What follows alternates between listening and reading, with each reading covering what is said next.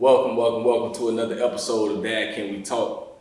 I'm your host, Anthony Ray, and this is episode 103 of Dad Can We Talk. So, first thing first, I need for y'all to go to the YouTube channel at Dad Can We Talk. Subscribe to the channel. I always say, if you want to really help, you really want to support the podcast, that's the greatest way to do it. Subscribers is the way that you show that there's something going on over there. A lot of people always ask me, man, when you gonna monetize? I'm like, I can't monetize until I'm at 1,000 subscribers on YouTube.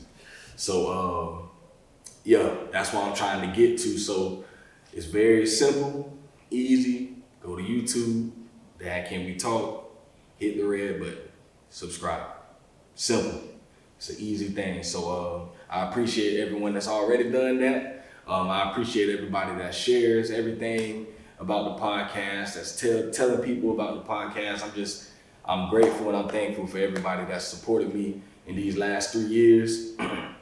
We've come a long way. We hit that episode 100, but I ain't stopping. We got a lot more to get to. I got so many more dads that I want to sit down with and interview, man. We're going to continue to change the narrative and tell stories, especially the stories of Black fathers in our community, man, and all over. So that's what we're doing, and we're finna get right to it on today. So, man, today, I'm with my boy, man. I've been waiting to sit down with this dude for a long time, and he hit me up one day and was like, bro, listen, I think I'm ready. I think it's that time for me to come on and, tell my story. So, y'all already know. To me, this man here is a legend in Gainesville. This is like, when I think of, every time somebody asks me who one of the rawest basketball players in Gainesville, his name got to come up. To me, if his name ain't coming up, I feel like your list ain't legit. To me, I put him up there with the Laris's. I put him up there with the Schiff Lucci's. I put him up there with them dudes, man. Since I was a jit, I've been seeing this man. Just really every time I see him, he gonna hoop. If it's any time somebody talking about betting money, anything, if bro ain't at the court, I don't think it's legit. So every time there's been something happening when it comes to the game, and this man been there, he ain't never disappointed me, and man, I'm kind of mad that my dog he had to cancel on me, but I'm gonna try to get him back on.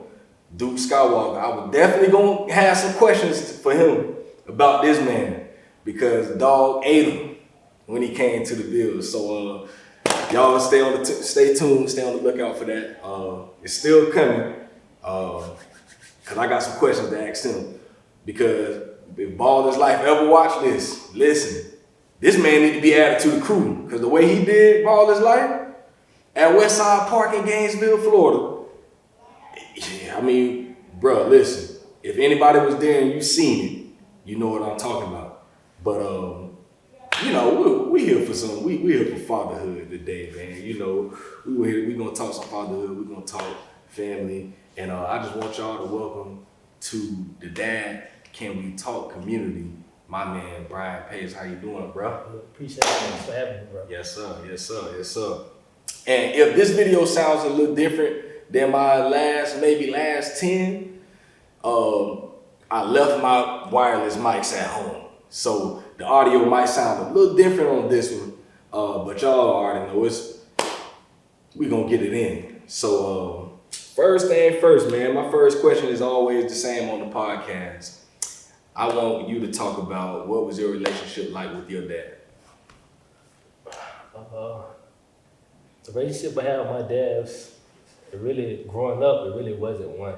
Like, my dad went to prison when I was 3, and he got out of prison when I was, I think, 16.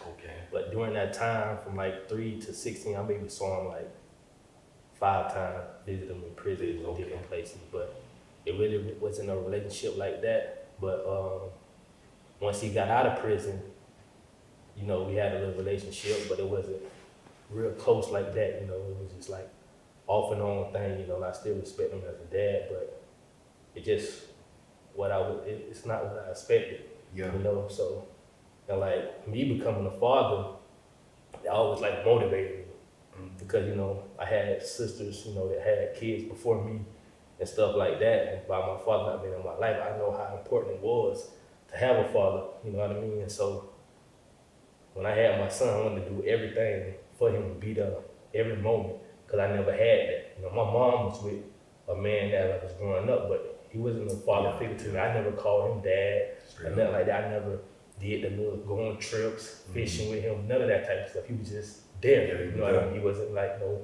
father figure to me, you know what I mean? So, and that's different. And like, I see a lot of people go through things, you know, being a father, and the thing that was always stuck in my head was, I'm not gonna let nothing get in between me and my son's relationship, you know what I mean? And that's because it's been big to me, it's something I never had. And I hear a lot of females talk like, oh, my child don't need a father, or they be like, of course, a lot of women today, they more independent than ever because they try to take advantage of that role and make it seem like their kid doesn't need it. It's not that they don't need them, it's best for them, you know what I mean? I know it's women out there, because I have sisters, I have women that I done talked to before that I know for a fact they didn't need the father there financially or none of that, you know what I mean? But me, from my experience, I know it's best for a father to be in a child's life regardless, no matter how you slice it. You know, so that just almost motivated me, and that's just, you know, some of the important things I always looked at as a father. And see, and I love that you say that. You know, I grew up like that too with my mom. You know, my mom did the best a mom could do, taking care of 3 boys by herself. You know, and I mean, I have a stepdad there. Once we got like, I got like the high school and stuff. But like you said, he really wasn't like a father figure. He was just there. He was working. He took care of us financially. But like as far as like being a father figure, it really wasn't that. Like my mom was, you know, she made sure we was straight, you know, and she never tried to make that a thing. You know, she just like, you know, y'all gonna respect them and that's it. Yeah, just let it flow how it flow. And, you know, but like you say, I do believe that kids need that. Like, what would you say was probably one of the biggest things that you missed out of with your dad not being there? Like, what was one of those things that really affected you? I think I grew up in Duval in that era, and it was like, It was that. it was really that bad, you know what I mean? It ain't like it these neighborhoods is now. I grew up in that era when it was like really, really bad. And so I was thinking to myself, like, when I come on this podcast about what we're gonna talk about and stuff like that, because I knew this would be asking me father questions. And I'm just thinking about like all my friends in the neighborhood, my next door neighbor, the ones across the street, they all stay with their moms. And when I went to think about this the other day, I'm like, man, like my friends ain't have their fathers either. Crazy. It just, I went to a dark place thinking about that. Like, man, the strong people that done been in my life, it's been women. You know what I mean? I haven't had no father figures in my life like that. I mean, when I got to college, I had, you know, my coaches that I looked at as a father, you know, as a leader to me. But growing up, it was my mom, you know. My friends, it was their mom, you know. My friends, they had that 2-parent household. And so when I think about it, I'm like, man, like I grew up in that era where it's just strong women, you know what I mean, around me. My whole neighborhood, my friends in the back street, front street, whatever, it was women, you know. You know D40. Like I'm like when you ask me about a father figure, like people that like really came into my life that helped me, like his mom, rest in peace, she died, you know, but she came in my life when I was young, like besides my mom. And like she gave me like she talked to me, she motivated me, she showed me that she cared about me, she made sure I was straight, you know.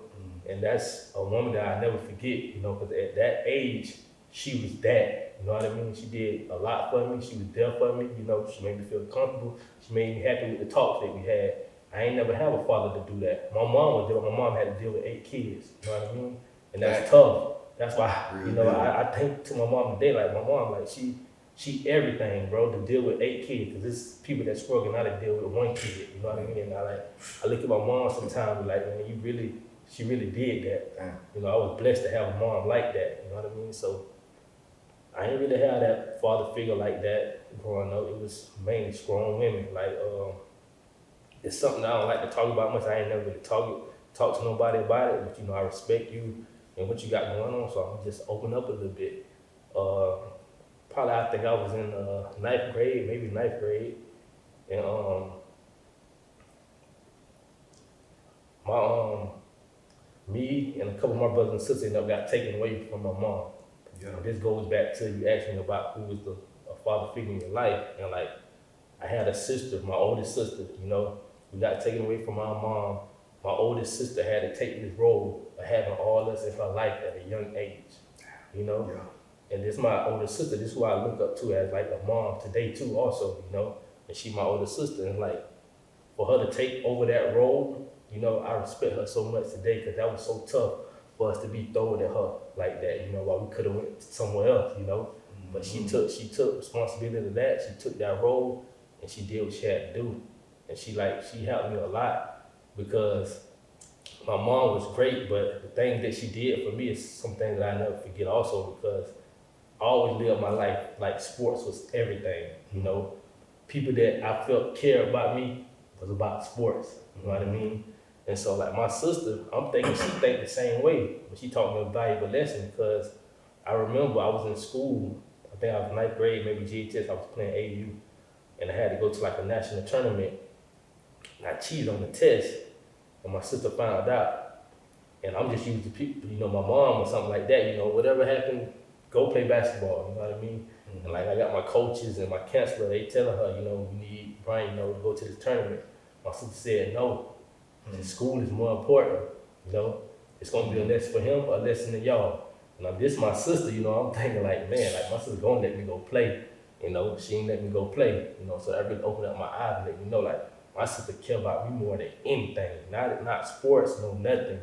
She care about me and my life. You know what I mean? So that was like a really big thing in my life that stood out to me. I always remember that. Man, shout out to sis. Shout out to moms, shout out, man, bro. That type of stuff there, and I think that's the type of stuff that people don't see. Like you say, everybody, the basketball stuff. But it's like you never know what people done went through. Since I've started this, the more and more people I've talked with that I grew up with, been around, and I hear these stories and I'm like, bro, I never know that. And it just gives me so much more respect because it's like people don't, like, I think even with me, I think people like, they look at me and they, whatever it is that people think, but it's like if you ain't never really sat down and talked with me and you don't know me, yeah. Like you don't know half of the stuff that people I done went through. You don't know half the stuff you done went through. All they see is what you see on the outside. Yeah. And it's like you don't know what that man has been through. You don't know what he's had to overcome. Growing up without a dad, and all the problems that go on inside of a household, especially like us growing up in the 90s, bro. And at times I think about this is something that I really I thought about sometime last year. I was just thinking about my pops. I'm like, damn, bro, my pops really grew up in the 80s. Like he was in high school, middle school, in the crack era, bro. Like yeah, tough era, yeah. A very tough era, and it gave me so much more of an understanding of my pops. Like, all my life, all I hear is people saying this about him. My pops, well, he was a user. Yeah. And he was on that, bro. And I'm like, growing up, I ain't understand that. But now being who I am today, I'm like, bro, I fully understand what my pops went through. Like, okay, yeah, he had his issues, like, and I can't blame him, like, because he ain't never get any help. Yeah. And so it's like you dealing with this stuff man, my pop probably just started getting this stuff together a few years ago. So, bro, 20 years, I'm 34. Man, that was over 25 years, bro, that the man was dealing with this, and ain't nobody never helped. Everybody just always point fingers. Yeah. He do this and he did that, and I'm like, boy, and I talked to my pops about that, and I'm like, damn, bro, like I think I really understand now, bro. Like, you need help, And ain't nobody ever care enough to just say, I want to help you. I help you, like, you're right, cause like, sometimes, man, people go through things and everybody will be like, oh, it's for that person to help, it's for that person to help. And they looking at each other, but it's really for you to help, you know, because if you looking at everybody else, nobody ain't gonna never do it, you know, and sometimes in life, everybody just need a little hand, man, just to help them, just to lift them up, give them some motivation, take them to a different place, you know what I mean, just a little bit, you know, and like, just like me when I was growing up in Duval, I was bad, all my friends was bad, so in that circle, that's all I knew, you know, and probably if I would have never moved out of Duval, I probably been dead in prison, like most of my friends. And the best thing that ever happened to me was me moving out of Duval, you know, because I would have still been with those people, with some of those guys still my close friends today, but me just being in that same environment with those same people, it would have been a continuous thing, you know what I mean? And so by me moving into a different place, it kind of helped me, you know, it was a relief, you know, me seeing something different, being around different people. And like, I mean, I was terrible, man. I remember 6th grade at Howard Bishop, I was being so bad, I think I got kicked out first semester at Howard Bishop, 6th grade, I got kicked out, and like, all my friends the same, you know, these the people I'm with in Duval, and like, that 6th grade year, I ended up moving out of Duval. That 6th grade year, while I was being terrible, I ended up getting kicked out and going to New Pathway. And like, I always been playing basketball everywhere around Gainesville, around the circuit, whatever. And I remember I think it was the principal or the dean or whatever at New Pathways.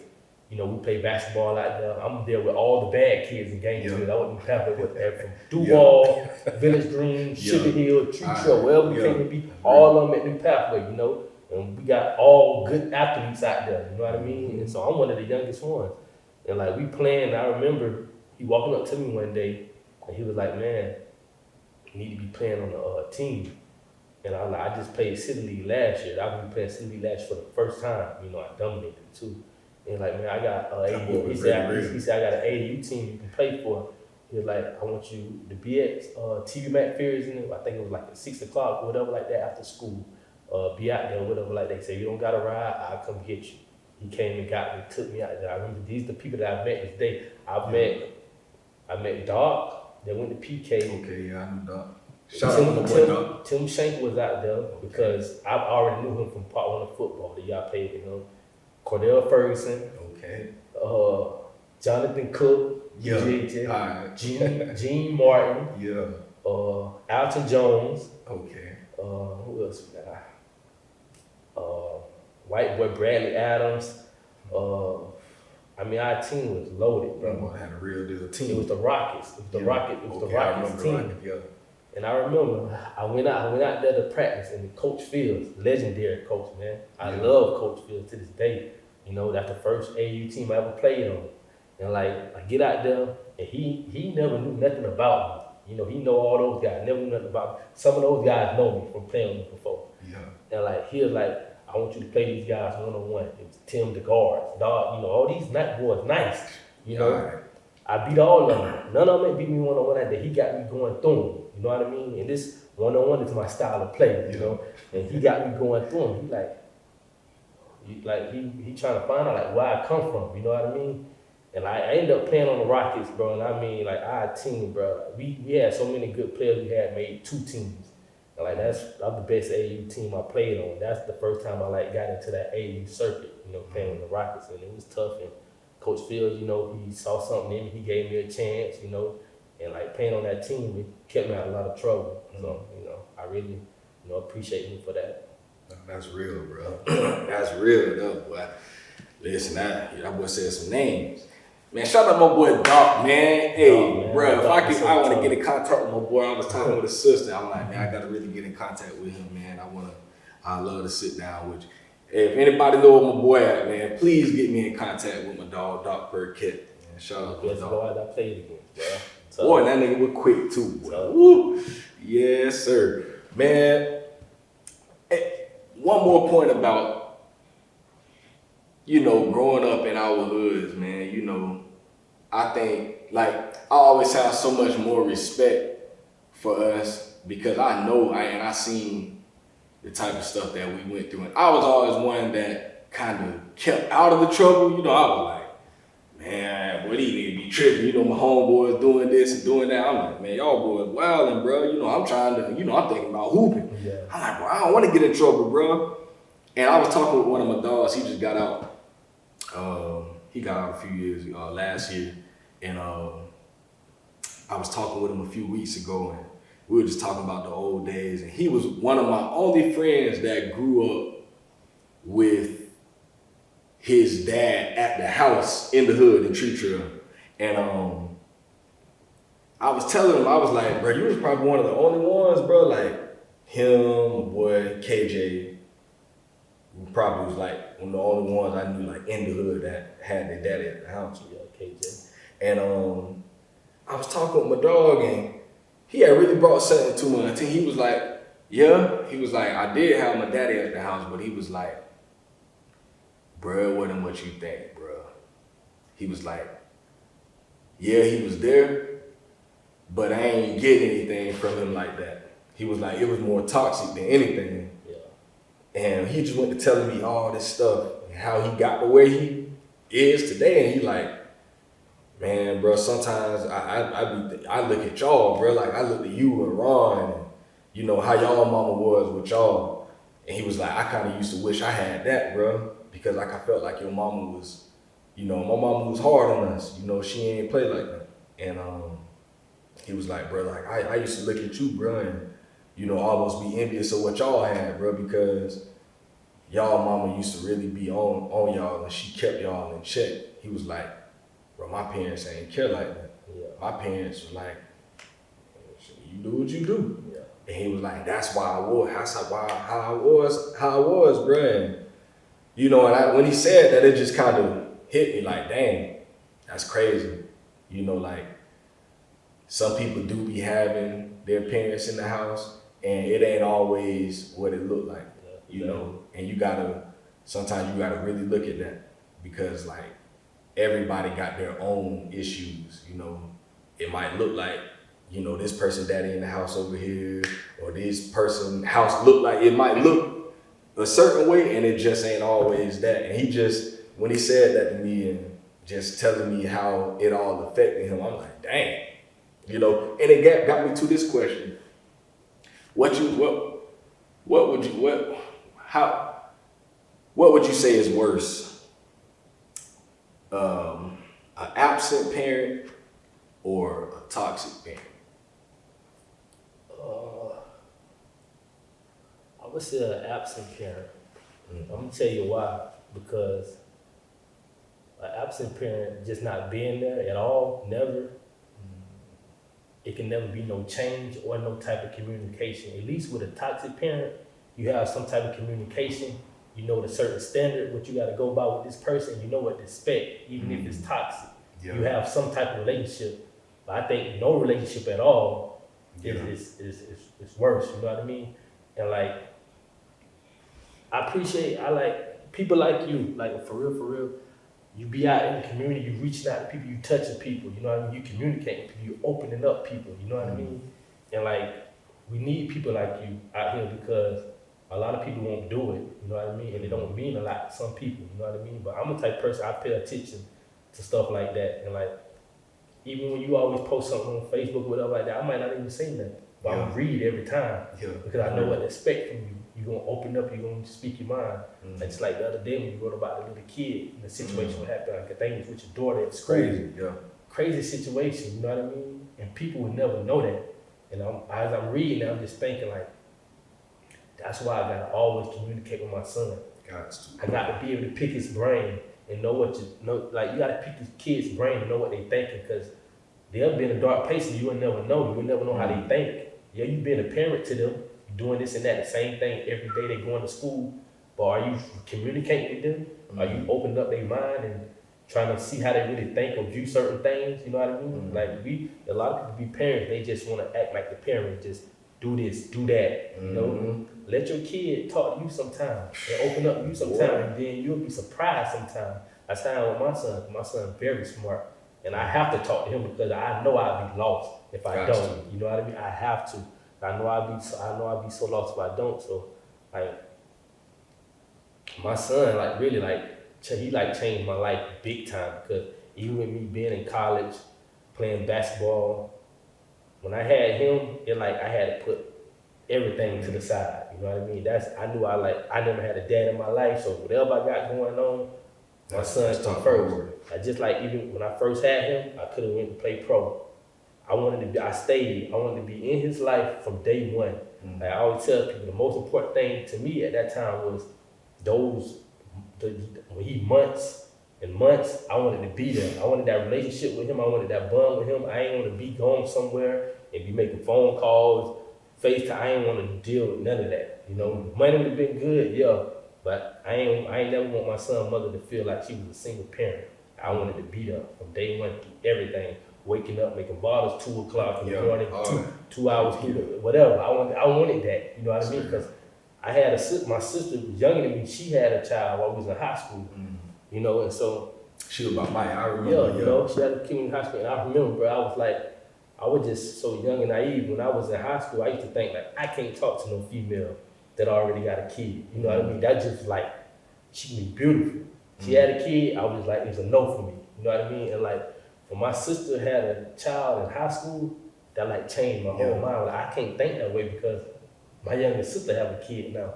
And so I'm glad I had that type of experience. Like it changed my mind because I was like, man, I can't even think that way. And now you meet, you know, women today, whatever, got kids, some of the best women, some of the strongest women. You know what I mean? That's just the facts. You know what I mean? I'm like, I really needed that. So when it comes to my son, I try to be there through every phase of his life. Like, I don't miss nothing with him. I'm there like through everything. Gotcha, like, bro.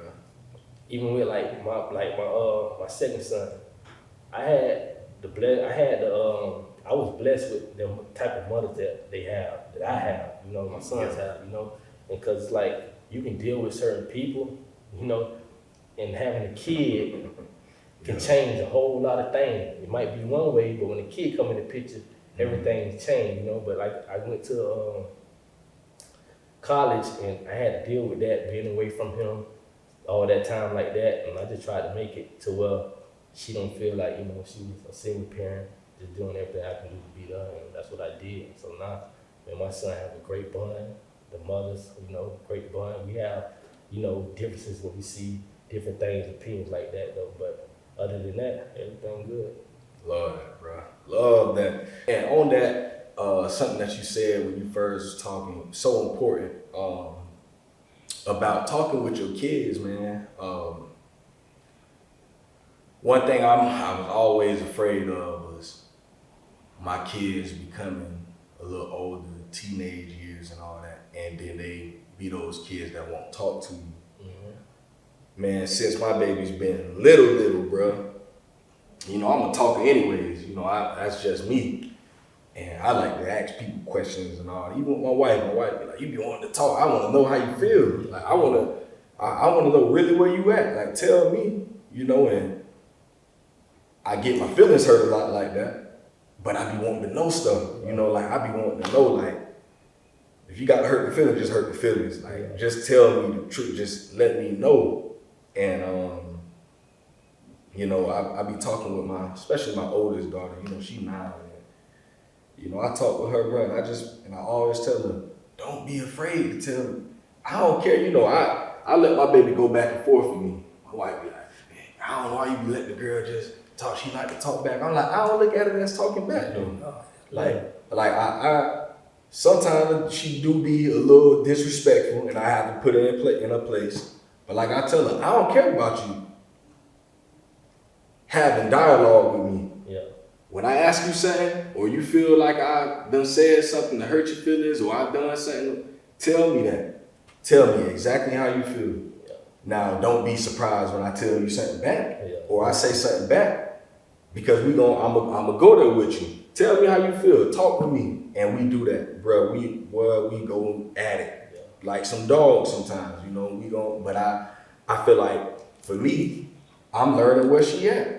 And sometimes she say stuff, I'm like, you know what? She right, bro. I am tripping. You know, she'll tell me stuff like, well, Daddy, you always say, you know, sometimes I get mad, I will say some stuff to hurt her feelings. Yeah. You know, and she'll tell me that. And she's like, Daddy, you just so mean. And you always say mean stuff, and then you say you're sorry.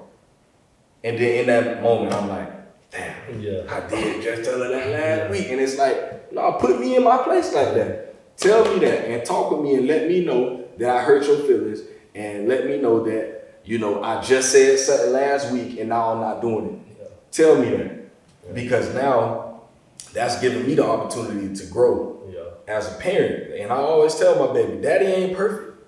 You know, and she'll tell me that sometimes, you know, I be telling her, y'all ain't did this and y'all ain't do that. And she'll say, well, Daddy, you always act like you so perfect and you do everything right. I can't say nothing about that. And that moment, I don't be wanting to hear that. But, you know, it will humble me like, you right. I might not say it to her, but I'm thinking about it like, damn, I'm tripping. You know, maybe I am being a little, you know, and it'll make me think like, I really ain't really mad with them. They just being kids. I'm kind of mad about something totally different. You know, I might just be coming home from work and I'm tired and I'm just pointing out every little small thing and I'm going in. And she'll say that in the moment, in the middle of everything, Daddy, you just act like you always so perfect and you don't ever do anything right. And then it'll like humble me, bro. And I'm like, and I be needing that. And I think we gotta give our kids the room and the opportunities to say those types of things without it being disrespectful. Like, sometimes I be telling my wife, I say, these kids ain't always wrong. Sometimes they do know what they be talking about. They pay attention, they listen a lot. They listen a lot.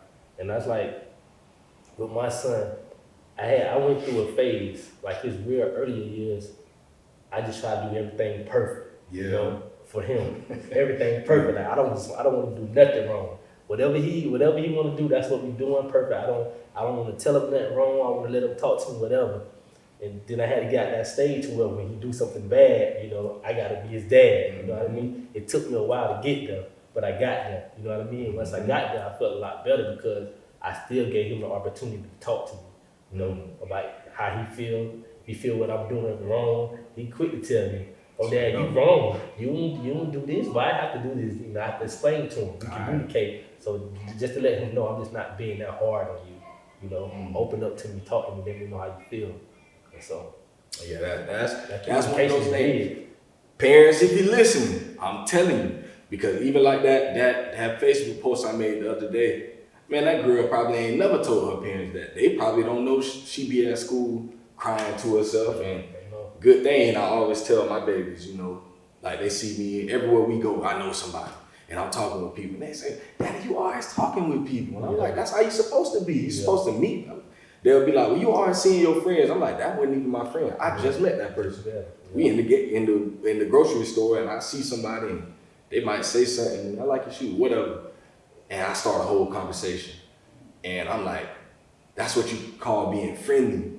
You meet people, you know, you talk with people and you treat people with respect. And if you see things like we out in the community, they know, they see me going into the community and all that. They see all of these interactions that I have with people. And I tell them, this is how you treat people. You know, if you see somebody down and you know they crying or they got something going on, it's all right to ask people a question. If they are you okay? You know, if we can. I'm here to, if you need somebody to talk to. And so, you know, I know my two youngest babies, they don't understand that yet. But my oldest daughter, she sees that and she understands it. And so she had enough, you know, wherewithal to say within herself, and this girl be always crying at school. I think I should go over there and ask her if she's all right. And, you know, she probably didn't know what to do with all that. You know, the girl told her, and, you know, she came home and she told me. And me and her had a conversation about that. And, but I was glad that she has something in her to say, you know what, let me at least go check on the person. She might not know what to do with it, but at least you know enough to say, let me go say something. It's important. So, well, you done hit on so many of my questions already without me even having to ask them. So that's a great thing, man. But what was your first reaction, man, when you found out you was about to become a dad? Like, what was that first thing that ran through your mind when you heard them words, you about to be a daddy, or I'm pregnant?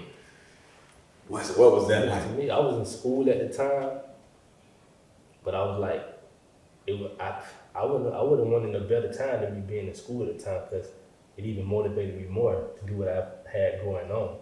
I was able to practice harder. I was able to lock in. Yeah. When I stepped on the court, I had, something to play for. I'm like, when I got that news, it was like, this what I want. This what I'm ready for. You know what I mean?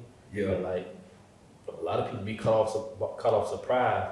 I wasn't really caught off surprise like that. It was kind of like something that I was expecting and something that I was ready for. Cause like even like when my younger sister, like I said, when she had her child, I was right in the moment with her. You know what I mean? I was there. And my nephew, I'm keeping him, so I was already experienced. I was daddy ready, to be honest. You know what I mean? Like female that had a kid from me is a blessing because I mean, everything they can do, I can do. Not just as like a mother, but just as taking care of a child. I can do everything. I was already ready. It wasn't like, not, to talk bad about another dad or whatever like that. Just some people just not ready, even mothers, some people just not ready for that moment.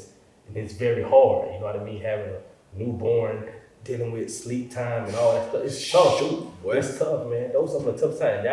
That goes back to when I told you I didn't go overseas right then because I knew how those moments were. You know what I mean? Like, to a dad out there, man, if those are the most important time you don't want to miss in a child's life, man. The mother goes through so much at that time. It's so hard at that time. And I knew that. I wasn't going to miss that for nothing. Nothing. I wasn't going to miss that for nothing. That's real. Yeah. But like the first 5 years, they say the first 5 years of a child's life is the most important. And it's like, and I couldn't agree more, bro.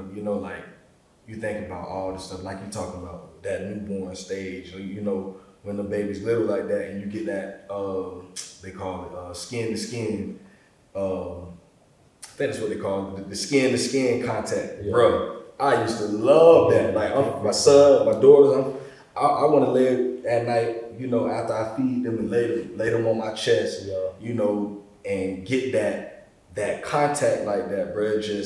That's how you build those bonds. A lot of times you see kids love their mom so much because the mom has put in that time to really nourish that child.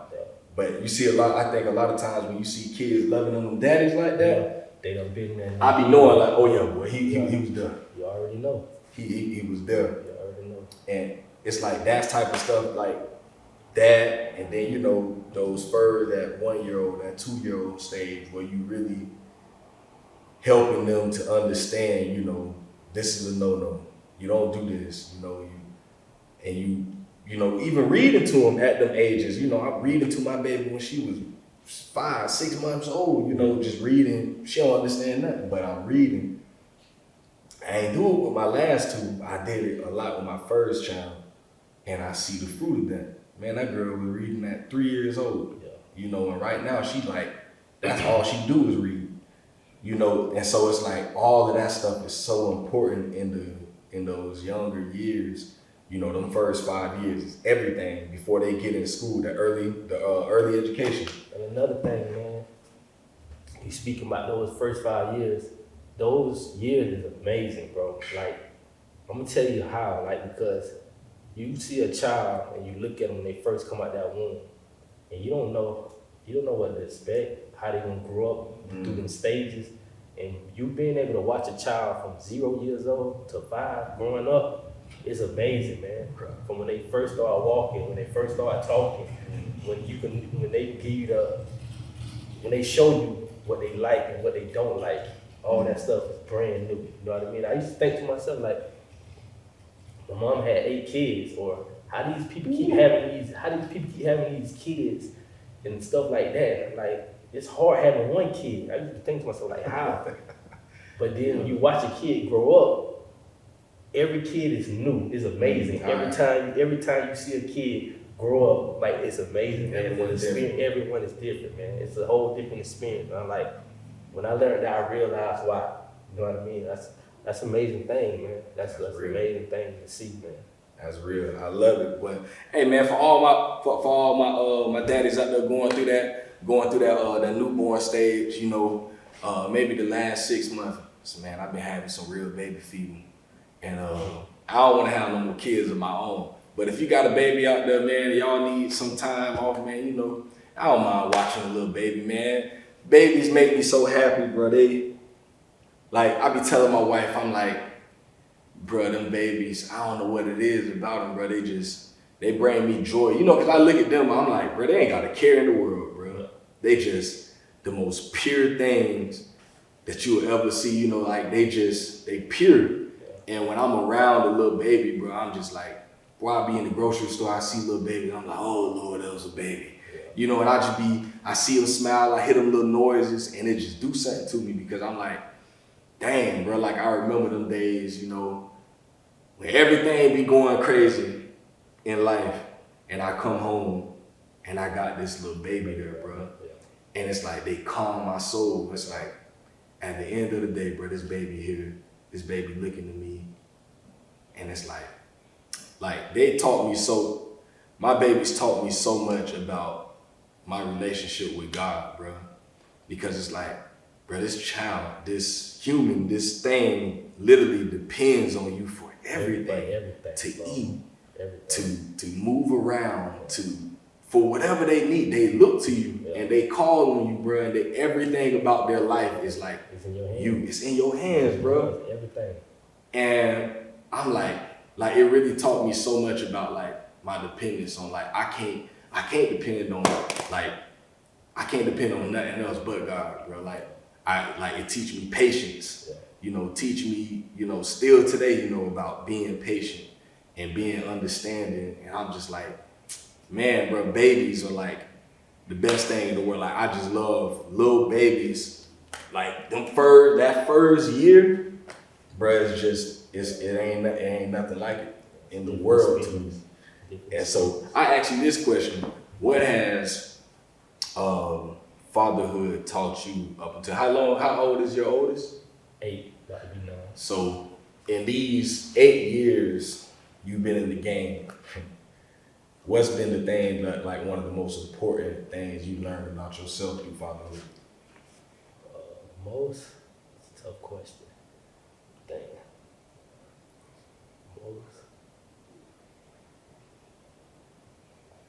I'll say that just being that role model and leader to them, like at all times. Because me, I'm like real nonchalant. I don't talk much. I don't club. I don't do none of that. So I'm not. It's only a couple of people in my life that gonna see me having exciting moments. Yeah. You know what I mean? Or see me just out being happy, because that's something that I don't do. Not that I'm not happy, but it just people don't see me being that person much. You know what I mean? And like my son, he's one of them, because I realized I have to match his energy. I can't let my personality just stay the same. I have to match him. He into a lot of different stuff. He into TikTok and all this stuff. And I know from him being happy, I have to match this stuff. I have to change my personality for him, you know? Yeah. And that was a big thing with me, because I'm real chill, real nonchalant. So I'm like, man, I be like that with everybody, with mostly everybody, dog. And it's like, when my son came in this world, it was like, I changed for him, you know? Because he changed my life for the better. So, you know, I put a lot of stuff to the side for him. Like, whatever's good for him, that's what I'm doing. Like, I let him make a decision. I don't force him to do nothing. Like, he wanted to play basketball at the time, I let him. Then he don't want to play. He want to play football at the time, then we let him. I'm letting him make his own decisions, you know what I mean? It's like, because he's smart, so I just let him think, you know? Like, it's like, I take my son out places, and I'm just like, let's say I'm talking to you, and my son over here talking to somebody. They come back to me and be like, man, like, I done had so many people done told me, like, your son's special. They can only talk to him for a couple of minutes, and they just know. It's like when I first took him out to play football, I ain't take him out there just for football. I took him out there because I wanted him to know and feel that brotherhood is, when you playing sports on the team, it's different. I want him to have that feeling, you know what I mean? I done kind of played sports all my life, and I know you had that brotherhood growing up with players. I know that's different, you know what I mean? I want him to have that. And I remember going out to the field, I'm just sitting there just letting him watch. I ain't saying nothing to him. He hated it. I can look at his face. He don't even want to be out there. He don't want to nothing about it. He don't want to be out there. And D40 walk up to us, and I'm just talking to somebody, one of the ladies who's doing the registration stuff. And D40 on the side talking to him. Just let him talk. D40 came up to me a couple minutes later. They're like, B, you got you one. A lot of times when you're in a sports setting and somebody tell you got you one, they think of athletics. You know what I mean? They think about sports and they say you got you one. When he said that, my son ain't played sports yet. So I knew he wasn't talking about that. I just know he talking about what everybody else always say. His intelligence, how smart he is, because he feel like he's talking to an adult. When he walked up to me like, you got you one, he's special. I like, bro, I already know what you're talking about. I know you ain't even talking about no sports, you know what I mean? I know you done talked to him a couple minutes, and that's just who he is, you know what I mean? Everybody that talk to him, they just get that feeling from him. That's how it is, you know. I'm blessed to have him as a son, you know what I mean? It's like, you know, that's real. I appreciate that. Shout out to the little man, for real. Man, so what he's what? So he third grade. Yeah, but he skipped a grade. Okay, They skipped him a grade. You know, like his third grade year, it was the first week of school, bro, and they like the teacher writing stuff on the board, and he already telling her everything that she's doing. And I was like, okay, he like really like messing up the class. Yeah. You know what I mean? And so like, okay, you go test him, and so ever since then they skipped him up a grade. And he's still an AB honor roll student, been that all his life, and he been upper grade. Yeah. Like I thought it was gonna be a little hard for him going up, man. He was straight A's, he might make a 1B. He's straight AB student, man. And see, and I be loving that about our kids. Like, I always tell my babies, you know, I get on their behind about a lot of stuff they be doing, but I'm like, I gotta always remember, like, man, my babies ain't nothing like what I was in school. Yeah, it's like, as much as they trip at stuff at home and they be doing this and that, when I see my babies in school, bro, ain't no problem. No, yeah. Like, I ain't never had a problem, I ain't never had a teacher tell, and I'm like, and I got to give them, and I got to let them know verbally, like, yeah, I'm proud of y'all. You got to acknowledge it. Like, because I gave my mama hell, bro. Way elementary school, bro. Third grade, second grade. What? Yeah, boy? Really? First grade, kindergarten, all that, bro. All throughout my whole time. Me too. Like, just giving my mama problems. She at work and the school calling. And I'm like, bro, I used to be tripping, bro. And I'm like, I just couldn't imagine right now being a parent and having a teacher call my phone. All the time. Yeah. What? Boy, I'm finna snap when I get home. And I'm like, I don't even know what that's like, you know. And I had to tell my baby a couple weeks ago. I'm like, man, I'm so proud of y'all, you know, because like I don't even know what that would even feel like, you know. And I'm just thankful that they do that, you know. When they go out places, I never have to worry about my baby, you know. And just to know that we have kids like that, that's the craziest thing. I'm like, bro, we was real deal on one. That's why I tell my son a lot of times, like, I get on him when he wrong, you know what I mean? I'm gonna let him know. But everything he do that's God, I tell him, like, you was a far better student than I ever was. Man, everything he do great, making AB honor roll, the awards he get, I acknowledge him. Like, you gotta let kids know, like, what's great, you know? They motivate them to, like, you let a kid know, this is great, this the standard. They gonna held up to that. You know what I mean? They gonna want more of that. So you just have to keep letting them know this great is the standard. Like, I let my son know this is great.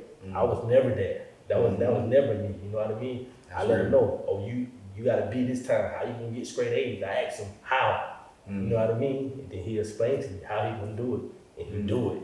You know what I mean? So man, well, I love these babies. You hear me? I love them. I love them. One thing I always tell myself also, like, I say we gotta do that because I think at times as parents, some parents will, every time your kids do something wrong, you want them. You telling them that they wrong. You telling them all this stuff, but it's like when they do something right, we quiet about it. Yeah, you kind of like nonchalant about it, like, good job, whatever. No, you gotta praise them the same way. Go in on them. Just same like way. Saying when they wrong, we go in. Yeah. But we ain't holding that back. But when they do right, it's like, that's good. You know, we give them a little hand clap, and that's it. But like, no, like really, you know, go in, you know, put on for them too. You know, because I thought about the other week. I'm like, man, at times with my babies, when I come home from work or something, and they have stuff all over the house, bro, I go in, bro, I snap. And I be trying not to. That's one of my biggest problems. I snap on kids a little too much. Yeah. You know, and I'm really trying to really deal with that. And but I be thinking like, it be times, you know, they be wanting something from me. And this one I be knowing. But it still stands that they do what they supposed to do. I come home or something and they'll have the whole house spotless, bro. They smart. And then I be like, what y'all want, bro? You know, but I don't never just say, you know what, dang, baby, you know, like, appreciate y'all, you know, they, you know, I will if they, whatever, if they be wanting to play with the phones. And I don't really play the whole electronic thing like that with them, you know, phones and tablets and computers and TV. I don't be on that like that. I try to keep that stuff to a minimum. But they be wanting to do that at times, and they'll keep the house clean, have it real clean. I get home, Daddy, can we play with electronics? The house clean, and I let them play with it. But I don't praise them enough in those moments right there. But I snap if I come home and the house look crazy. I'm gonna snap, bro, like almost every time. And I'm like, man, you know, I'm really trying to get better with really praising them, putting on, you know, the same way I be when I'm mad with them about something.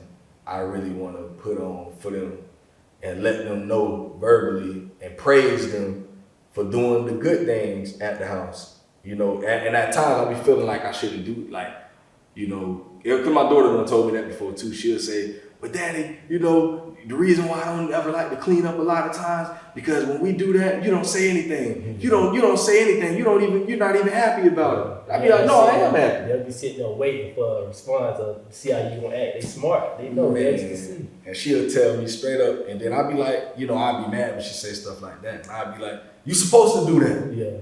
And rightfully so, you are supposed to do that, but I should be also praising you for that, because you doing what what I expect out of you, and I should be doing that. And I get mad at you when you don't do what's expected. Yeah. So it's like I really be dealing with myself on that. Like, dang, my baby right, bro. Like, I'm tripping. You gotta play it both ways. That's real. That's real. So, man, what would you say in your 8 years, man, being a father? What would you say is like one of the things that you want to get better at as a parent? Like one of those areas where you can use some improvement. That's a good thing, man. That's all. I mean, we can never engage, you know, too much. You know, that's always would be something that we could, you know, I don't think it'll ever hurt to just engage. I find myself like with my son, he's different, bro. He's really different. And it's like a lot of kids, like my son, he's really big with electronics, which you try to hold that back a little bit, and I try to hold it back on him, but he's so engaged to it and he's so smart with it. He uses it for good things. Mm-hmm. And it's like, even for Christmas, for birthday, like I don't have to spend a lot of money on my son. Let me tell you what type of stuff he like. He like books. Yeah. He like phones. He like printers and stuff to set up stuff for, like, he's a teacher and stuff like that, bro. Like, I promise you, it's weird. He put me in tough situations. So I'm like, bro, it's Christmas. It's your birthday, you know? I get like, cause he already like have the PS5 and all that stuff that he don't really care about. But I just got it anyway. But he won't like, I gotta match his energy. I gotta be able to gauge to what he wanna do to let him know I'm a fan of you. You know what I mean? Whatever you doing, I'm a fan of. I gotta let him know that. I gotta be able to gauge more and let him know whatever you doing, I'm on your team. And so when he into all that stuff, he buy stuff, bro, like to where he want to set up a classroom. Like he have all the stuff teachers have. Like he really got, like he really made the account or email, bro, to get the books and stuff what the real teachers have. Like, Yeah. I'm like, bro, like, come on, like, you can't be doing that. And it's like, bro, it's like, I try to hold them back, but at the same time, I gotta kind of like, you know, ride with them, engage with them, even though it's weird to me. You know what I mean? I'm like, bro, like, you different, man. It's crazy. That's real. It's crazy. That's real. I love what you said about, you know, how you can come to your house and all that. How has the, I know this ain't something that I deal with, but I know it's something a lot of other guys deal with. You know, the co-parenting. Yeah. How's that relationship, you know, being able to co-parent with your son's mom and all that? See, me, I grew up with my brothers and my sisters where they co-parent situation was never good, always clashing, you know what I mean? And so when I found out I was having a son, I told my mom, I told her mom, it don't matter what me and her ever, if this don't last or what we don't, whatever, you know, not right, I'm gonna always be there for my son regardless. And my thing I always had locked in my head was, if I don't make nothing bad between me and her, the co-parent will work even better, you know? Really? So, like, I make things easy for my son's mother, you know what I mean? Easy, you know? They great mothers themselves, but I make it easy because it's like, I got to a point to where like, okay, she say this, it's cool, I'm gonna let it go. I ain't gonna even go back and forth with you. I'm just locked in on being a father to my son. If you don't like this, that's cool, okay? That's whatever. I went into that engaging back and forth. You like something, I don't like something. I got to the point where you can have it all however you want it. Yeah. Just let me be a father to my son however I want to be. You know what I mean? So, but I got out of that, you know what I mean? Because I had to realize I had to open up and to let a person know like how you feel too. You know what I mean? Because if not, they'll try to make every decision. You know, so I ain't really had no bad, situation with co-parenting like that. Like we have certain opinions, but it be little stuff. Yeah, Little stuff that you expect. That's Of course, normal. you don't, that's normal. You don't think the same. Ain't never been nothing crazy.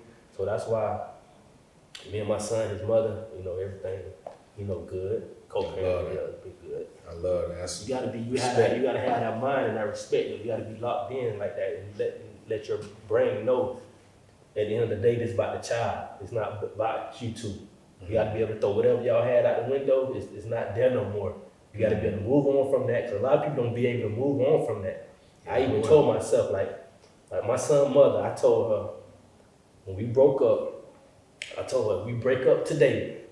You want to end this relationship? You want to end this relationship today? That's it. I'm not gonna be with the back and forth or whatever you think gonna happen because the co-parent not gonna be good. That we I've seen it so many times through my brothers and sisters. So I told her, if we do this today, that's it. You know what I mean? And ever since then, that day, I never flirted with my son, but I never messed with her like that. I never said nothing in a way to get her brain working how it's supposed to. Because if you do that, you mess up everything. It causes a lot of confusion. And I pat myself on the back because today I know I did great by doing that. That's real. That's real respect, though, boy. That, like I said, that's something that I ain't never had to deal with, and I be thinking, it's funny we brought it up last night. Me and my wife just sitting, we were talking, and we had brought something up about that, and I was like, man, listen, boy, we don't make it now. I said, listen, well, I don't know about another nigga talking with you. I don't know about that, boy. I said, he wasn't in the gym shooting with you. I was. And we laughed about it, but I'm like, boy, listen, boy. And I think that, like, I was talking to one of my other young boys, man, and he was telling me some situation just like that, and he was just, I was telling him, I'm like, bro, you get so much respect for that, bro, because I know that's, a lot of men deal with that, and that's a hard thing. And so for you to be able to do that and have everything kosher, man, nothing but respect for that, boy, for real. I want to ask you about this. This is something that I'll be noticing a lot. So, like, say I'm at basketball games a lot. I like to go to high school basketball games. It'd be something that be really bothering me at times. I see players on the court or whatever, and their parents be in the stands, almost coaching from the stands, bro. And I feel like that's something that really bothers a child. Like, I was at a game, I think like last month, I was watching Santa Fe play some team from Atlanta. And one of the kids on the Atlanta team I was sitting next to his dad, and he was just screaming all this stuff out at his son. And his son just looked so confused on the court because he got the coach over here yelling something, his daddy over here yelling something, he got the game going on, it's a close game, and I'm like, I can only imagine like what's going through this kid's mind. And at one point they called a timeout, he had just made a mistake. The coach called a timeout.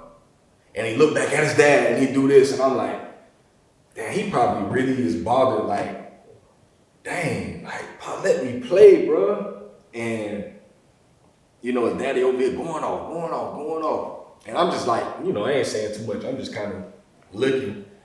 And I be always telling myself, bro, if my kids ever play sports, bro, like, I just don't want to be that parent. Like, I'm going to let the coach do his thing, because I don't want to be one of those parents just, like, I ain't here, bro. Yeah. Do you? If I'm going to talk to you, I'm going to talk to you after the game. Like, I don't want to be any type of, I don't want to be a distraction. Distraction or disturbance of the game. And that's like, you brought that up. Like, I see a lot of sports here. Like you say, you go to the game, even with Little League sports, you know what I mean? The parents, they gonna always do that. It's never failed. You never really gonna go to a game when it's not happening nowadays, you know what I mean? And like, to me, I hate it, because a coach, you gotta let your child be coached. Mm. You can coach your child at home, away from, like, even like with me, like, even when my son play, I'll be on the sideline, but I never say nothing while the game going on. Mm-hmm. I maybe pull my son to the side and say something so he can see on the field, but that's it. You will never ever hear me. Mm-hmm. You know what I mean? And that's like, parents that want to yell stuff out, like, and then you going back, you just killing the game. You let the kids see this stuff going back and forth. That's not good. And like you said, the kids look confused, but they don't know to listen to their parent or listen to the coach. You know what I mean? Like, you gotta, as a parent, you gotta let your child, you sign your child up to be coached. You know what I mean? If you want to coach, go coach. Go coach. You know what I mean? You might not like the coach. He might not be a good coach. But at the end of the day, you sign your kid up to coach, to play for this team. Mm-hmm. So allow the kid to be coached. You can easily walk down there, you can say little stuff or whatever like that to your son, face to face. You don't have to say nothing for everybody else to hear. I hate that, bro. Like, you can easily talk to your son at home. You can watch, you can record, you can watch film, all that stuff. You can show your kids film. You gotta talk during the game. Like, let the coaches coach. There'll already be enough coaches out there anyway. All right, like, for real. They don't need you doing that type of stuff. I hate that in sports now, man. I hate man. And it was, and I thought like that for a long time. And one day I was watching an interview with Shaq. I forgot where he was at, on what platform, but somebody had asked Shaq about that, and he was like, "Bro, I don't talk to my kids during no game." Yeah. He said, I keep my mouth shut. Yeah. He was like, if I got something to say to my son, I'm gonna tell him after the game. He was like, during the game, I do not, like, you will never catch me talking to my son during one of his games. He was like, I don't do that. And it was just confirmation for me, because I had always thought that, you know, I used to be going to games, and like I said, I always pay attention to stuff like that. And I'm like, bro, this kid looks so confused. I be hating to look at the kids they face, man, because I just know the feeling. I know how they feeling inside and what they thinking, because it's a tough situation to be in for a kid. Mm-hmm. You got your coach telling you to do this, you got your father or your mom yelling this and that. It's just tough, man. I don't even know why parents put their kids in those situations. Let your kid go out there and let the coaches coach. That should be the end of it, man. That's it. That's real.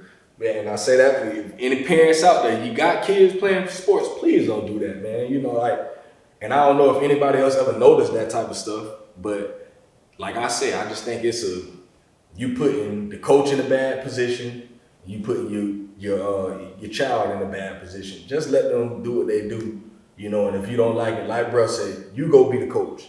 You know, you go do what you do, but outside of that, you know, like, if you ain't no coach or nothing like that, just let them do what they do. You know, there's plenty of opportunities before and after the game to talk with your child. But for that time while they're out there on the field or the court or whatever, let them do what they do.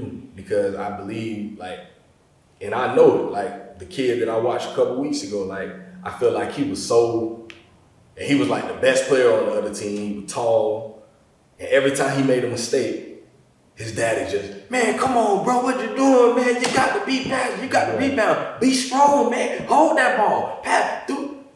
I'm like, dang, bro, you killing the man game. And it's like every time he make a mistake, he looking over there at you.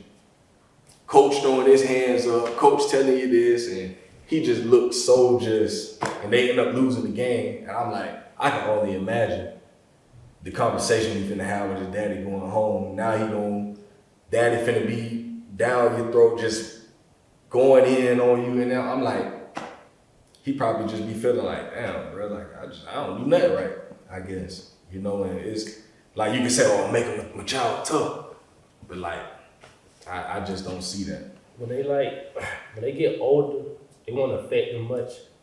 Or I don't know if you ever played in a game in like a hostile environment, but like even on a high school level or college level, whatever, it get to the point you be locked in the game. Yeah. You don't even hear it. You don't even hear it. That's just like when y'all was at the Ball of Life game. Like a lot of people tell me, every day I was saying this, I can hear people saying this. I can hear them, but I really don't hear them. You know what I mean? Straight up. And you be close to me. Yeah. You just be so locked in on what you're doing. You hear people talking, you hear people saying that, but during the game, it's like, if you locked in, you ain't gonna really hear it like that. But that's once you're older. Yeah. You know? But now, at that age, what we talk about, it affect them a lot. Right That's now. real. Boy, that one video I had of you, boy, I put that thing on IG. I think that thing went up. It went up about 35, 40,000. Everybody looking at that thing. I'm like, yeah, I gotta put on for my dog. The people need to see this here. Yeah, that's real. They need to see this here, man. But going forward,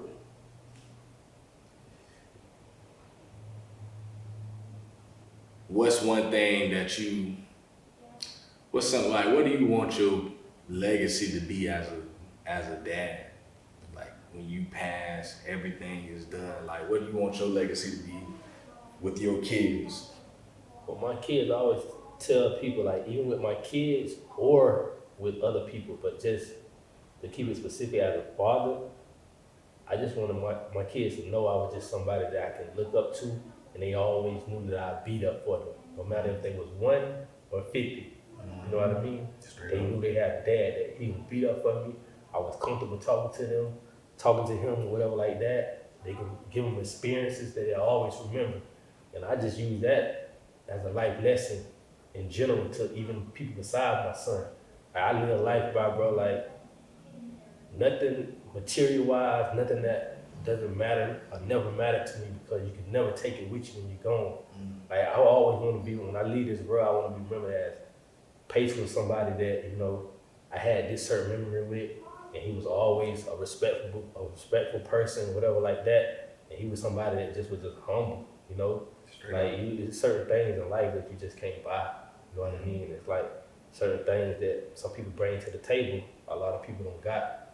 And so I always tell people, like when I leave this world, I just want to be left as he was a good person.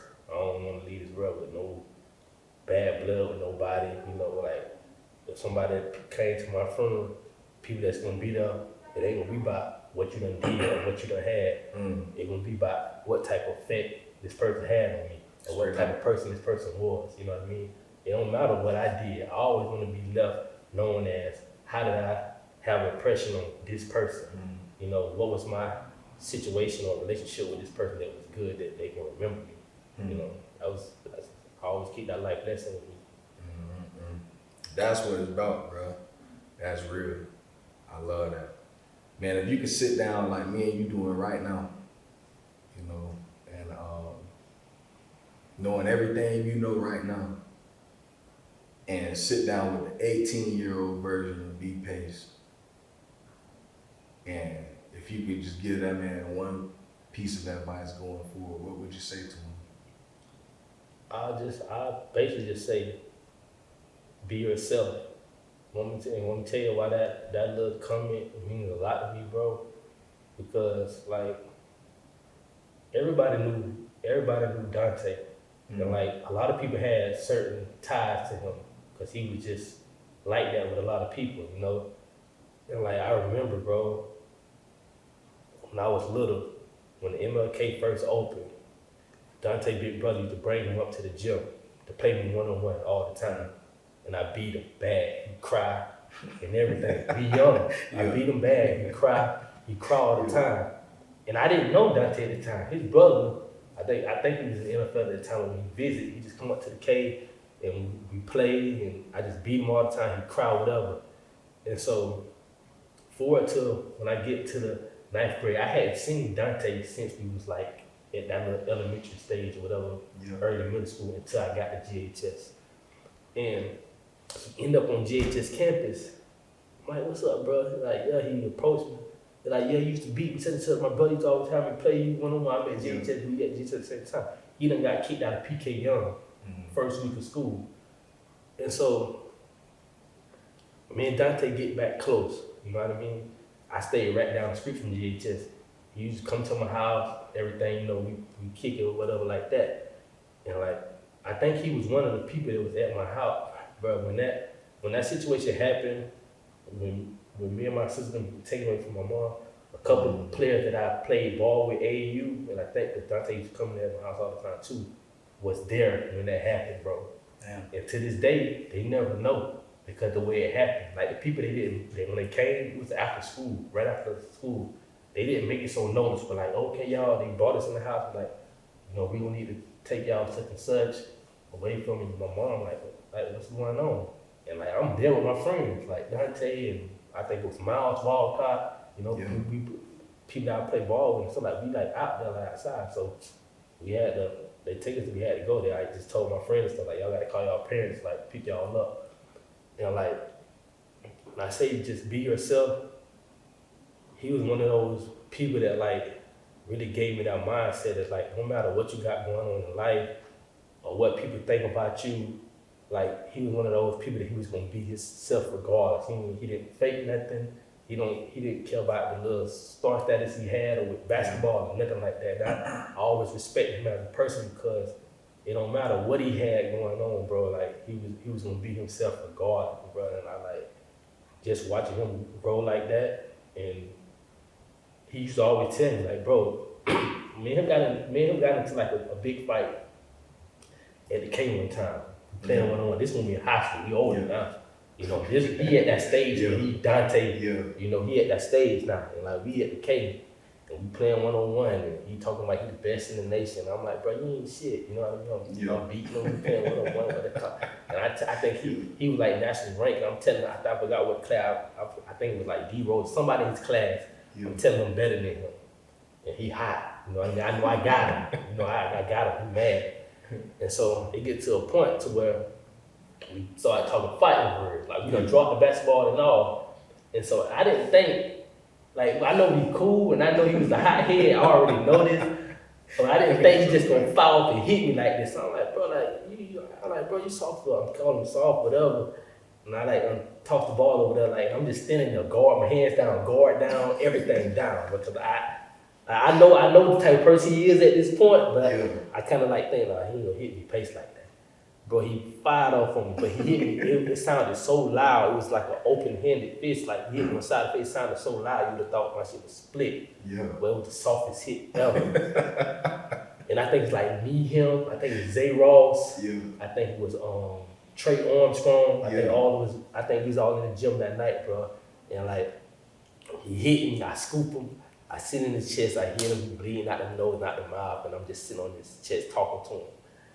And like, I think it was Lane Jackson, whoever it was, ran out the gym, like, y'all get up or we gonna get kicked out, call the police, whatever like that. They called the police, they kicked us out the gym or whatever. It was night too, wasn't even a lot of people in there, just like us, like Zay Ross, like Trey Armstrong, wasn't even that many people there. Yeah. And so, bro, this was crazy. This is why I love this dude, bro. And like, we just had this fight that night. Yeah. I get to school the next morning. We both go to GHS. Remember I told you, he was coming to my house and stuff at this time. Yeah. I get to school the next day. Me being me and where I grew up at, you know I still got it in my head, like what we just did. Like it's like I still kind of got that anger in me, like I know what just happened, you know what I mean? Bro, he walk up to me, like, what's up, B-Pace? Like nothing never happened. And for him to, like, bro, that's just him. And like, well, he helped me through life a lot, bro, just by like if you can take that situation that happened that night and then you come back the next day and you just act like nothing happened, you just being Dante all over again, bro. I can only respect that. I couldn't even be mad at this dude, bro. And a lot of people listen to this, they have those type of stories. Cause that's who he were, you know what I mean? It was like that always, bro. Like that just when he left, bro. That just one thing I kept with me, bro. He was always himself, and so that's why I've been living life like that. I just be myself, bro. Like, I don't fake for nobody or nothing. People tell you when they deal with me, like people that's close to me. I don't really let people into my life like that. You know what I mean? I don't let people know too much about me and how I move and nothing like that. But people that deal with me, the people that deal with me, they know. When they messing with me, patient, they messing with a real, always. They know that. Real. Man, I love that, bro. I ain't got nothing but respect for you, bro. You know, and I ain't never really know you like that. You know, like I say, I just always see you around. You know, I see you at the court or whatever. I see you, and it was just always just, oh, shoot, that's B-Bass right there. You know, and me, you know, I ain't never balled like that. You know, I balled in the hood or whatever, but outside of that, it's like, I just always been a spectator and I always respected real hoopers. You know, like honestly, well, I used to want to be a recruiter. Yeah. Cause I used to always feel like, well, I know some talent when I see it. Yeah. I know a hooper when I see one. You know, that's why I like to go to these high school games. And you know, I never forget going to see Trey when he was in 11th grade. Went out to the villages to go see him. Cause I did a basketball tournament. I put on a basketball community tournament behind VG one day. Yeah. And I went through the hood, him, little KJ, a lot of them boys came out there or whatever. It was like a little 3-on-3 tournament. And at that time, them boys was probably 6th grade. Yeah. Little Nas was out there, his dad came, and I met his dad and all that day. I was like, dang, legit raw. I like that jit. Him and KJ, them niggas were going at it. And I remember when he got older, you know, I on IG one day and I saw him and I seen him jump over somebody. I'm just watching the video and I'm like, they ain't say Trey Man. I'm like, I got a Trey Man in my phone because I had his daddy number saved on the Trey Man. Yeah. And I was like, can't be the jit. Ain't no way. Ain't not that nigga. Yeah. But he looked familiar. I'm like, so I went back to the picture because we had all took a picture that day after the tournament or whatever. I was like, damn, that look like legit. Yeah. So I go to his daddy page on Facebook. I'm like, bro, that's the jit. So I called my little brother. I'm like, bro, this one jit. I was like, you ever heard of Trey Man? He was like, I think I heard his name. I sent him some of his stuff. I'm like, bro, this jit came to a tournament. I did some years ago. What up? Just like that. Bro. I said, I'm finna go check him out. I drove way to Ocala one day. Yeah. Real deal. Go see you. Bro, listen, he the 11th grade. Yeah. Man, the way I seen just watching him, I'm like, he different than everybody else. And he wasn't even like taking over the game. It was just a quiet 30. Yeah, you can just know he's just that skilled, just quiet, just nice. Man, I say, bro, listen, that jit there, he at least D1. Yeah. I'm like, ain't no way, like the way to see how he played, I'm like, he different than everybody else on the court. And then he was playing with Byron. Byron was his point guard that year. Byron fouled out right before they went to overtime. Overtime come, he looked at the bench, kind of did that. Yeah. Dude sitting next to me, he said, boy, you seen that shit? Boy, that nigga finna go. Yeah. Man, listen, boy, the way he took over that overtime was like, oh yeah, he's crazy. He really him, bro. Like, he really him. Like, I ain't seen a jit like this around him before. Like, I ain't never seen that. And just watching him that time, I'm like, dang, he raw. But it's like, I say all that to say, like, you know, I remember every time I would see you, I'm like, man, that can't be paid. But that nigga real. Boy, it's just seeing you, and it's like our interactions ain't never. It's just always he just be chilling. You know what's crazy? Like you would be like always seeing you. It was Ike. What's the boy? Ike Williams. I think his name Ike Williams. They paid for GHS. Yeah, Ike. He paid him the church with me and Willie. He had asked me one time. He's like, bro. He said Dante was like that. I was like, yeah, he was like that. He was like, what, like how he used to work out, what he used to work on his game. I was like, bro, Dante works on his game. I didn't, like, most of all of my friends, probably Willie was mostly in the gym working on his game because his dad. I was like, bro, in my era, we got better from playing with each other. Right. Our workouts was just hooping. Right. That's it. We didn't go to the gym and do no workouts, none of that stuff. Like me, Tim, like even like Ron, them, like, bro, I'm going to Fifth Ave. I'm going to Village Green Tree Trail. I'm going to Sugar Hill. We like whoever was good, we made it happen. All right. Like I don't know how much these jits get in the gym and do that, or how much they play, but bro, Playing like that. we really hoop all the time, bro. Like we ain't have that social media stuff like that then. You know what I mean? Right. Back at that young age, but Yeah, and one but mixtape. for real, we going to find you good over there. They coming. They know I'm in Duval. They coming, bro. Like I got good in basketball from the people that I played with, bro. Mm-hmm. People that I played with, they the one made me good. I didn't have to go to way somewhere else. Like I played with good talent in my era. I always tell people like, I think my era, bro, of basketball is probably the best era that I've been through games. But like I respect like Orange Green them and all them, but my era played through Ron, 2002. played through the Ron era, Cornelius era, all them eras. Like you can go from high school to high school, even though I didn't play at that time, but I was in the mix. Like you can go to PK with Willie them. You can go to East Side with Dante and Shift them. You can put in the Rock. You can go to Bureaus with Blake and Chris Washington. You know what I mean? You can go to Santa Fe out there with the Josh Twins and all them, bro. Like for school, I don't think no era never had it like that. No. And then you can put in the mix all the players that even didn't play. I can say count his names that you know that didn't even play. Like our era was just crazy, bro. Like nobody who like our era, you can't go from top to bottom. Nobody ain't touching our era, bro. Game's good. I want y'all to know that. All right. Do your homework. My era coming up through that 4 years, span. You put it however you want to put it. Our era was the probably best, right bro. above me. I'm in 07. I would have graduated 06. So you, graduated 06. Bro, listen. So that from the time my brother graduated, Ron was 04. That maybe 03 to 09. Bro, it's Bro, crazy, it was bro. the best I've seen. Bro. It ain't like that nowadays. I feel like it's kind of right now, from what I seen this year, I like what the schools got right now. I like what Hawthorne got. I like what Santa Fe got. I like what The Rock got. I done seen them a couple times. I kind of like a couple of them boys over there. I like a few of them boys at Bureaus.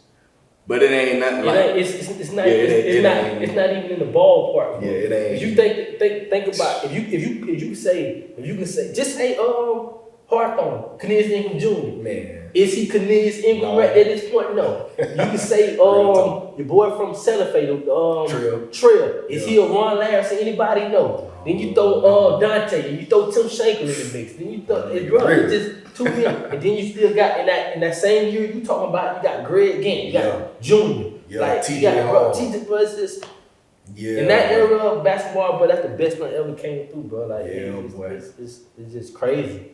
Love that. It's just crazy, bro. And man, see, it's so much that we could get into players, even like I used to love K Higg, bro. Oh man. K Higg, bro. Like see that he in that same era. Same era, bro. Love TK like Higg, you bro. put a K Higg in this era, he averaged 30. He gonna score 30 'Cause he was on a a bad night. Man, come on. Think about his size and skill right now in today's high school. Oh, he gonna be the tallest on the court and the most skilled on the court, and he a dog. It's no competition, He bro. giving you 30 every night. Like every night, it's not even close, bro. And that's what I think we missing. Like now, I will say this about Trail at Santa Fe. Trail the dog. He got it. I played with him at the Rock. He a dog, he man. got it. That's why he do what he do. Cause He a dog. He just ain't got the size. He just ain't got the size. But even without the size, he a dog. He feel like with the last game we was at, I was sitting with my little brother. This is his first time seeing bro play. And Trail, he really passed first. Oh yeah. He don't force. He take tough shot, but he don't really force nothing. He let things come to him. Let it come to him. I was talking to him the other day. And I'm like, man, listen, bro. Right now, he just passed his first half. I'm like, bro, he let the game come to him. I'm like, if he turn up, he gonna turn up. So LeBron kept saying, man, I kind of want him to be a little selfish, bro. I want to see him go off. I said, just wait on him. Man, bro, that second half came. Yeah. He probably had 11 first half. He finished the game with 43. Yeah. Bro, second half, he just. Yeah. I'm like, bro, he a dog, bro. He a dog. It ain't too many cats in the area that I don't watch. It ain't too many that really got it. He a D1 player, easy. Easy, D1 player. I don't know the talent. He a D1 player, easy, bro. Too easy. Easy. D1. But man, bro, listen, y'all, we'll go on this hill all day. If we keep on this hill, we'll have a whole nother hour because it's too much to talk about. But y'all stay tuned because I got something for that. I already got the thought of it. I gotta lay things out. I gotta lay some foundations. But man, y'all listen. a North Central Florida sports podcast. Man, people sleep on our area. They sleep on it, and it's so much, you know. I mean, you can go way back, even when my daddy done played in the 80s, you know, when they won state for Hawthorne. He talked to me all the time, boy, them E-boys ain't doing what we doing. We was scoring 100 with no 3-pointer. You know, and every time we talk, I say, yeah, you're right. I be seeing the newspaper articles and all that. And it's like, it's so much that we can get into. It's like, bro, we'll go all day. It's so many people I want to interview, sit down with, so many stories I want to hear, you know, and I love that type of stuff, you know. Like I say, I wasn't no real hooper, but I love the game. Like, I love to watch it. I love to see the real hoopers, and I know what it look like. I know what it's supposed to look like when I see it.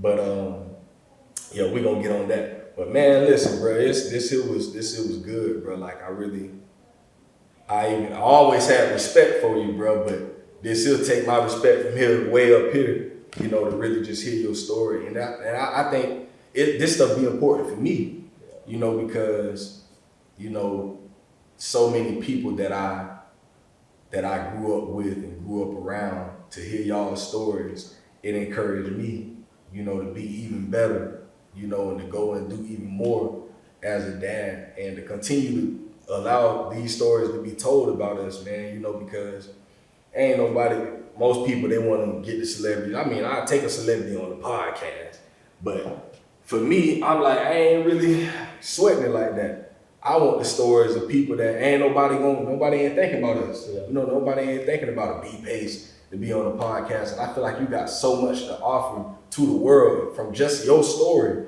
you know, can help so many people. But people look at us and we ain't nothing. You know, just a person right here in Gainesville, Florida, coming from the communities that we come from.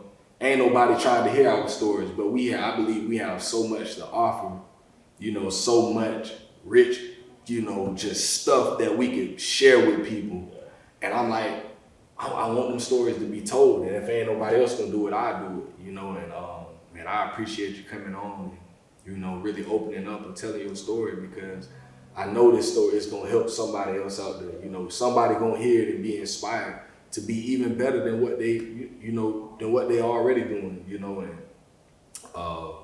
bro, I can't thank you enough, bro. I really appreciate you. Thank you for having me, bro. It was nice, bro.